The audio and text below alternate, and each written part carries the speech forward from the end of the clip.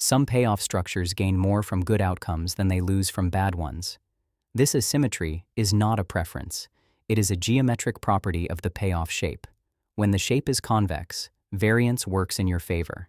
That is the mathematical content of optionality. No decision rule is implied. Optimization selects an action by computing an expected value.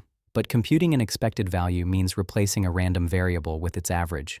The full spread of outcomes collapses to a single point. The variance disappears.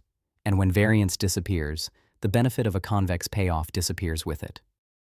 Expectation only sees the average. It ignores everything above and below.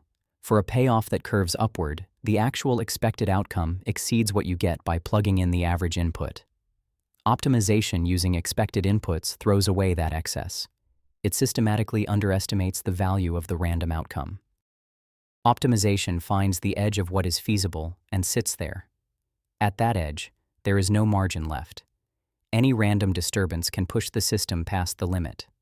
Once passed, the system enters a region it cannot leave. The more tightly the system is optimized, the closer it is to ruin at all times. A highly optimized system leaves no slack. No redundancy, no buffer, no room to maneuver.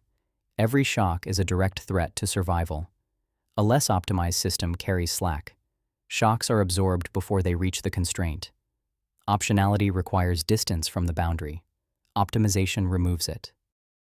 Optimization destroys optionality by collapsing the distribution. Boundary solutions eliminate all safety margin. These are structural consequences of the method. No assumptions about behavior or preferences are needed.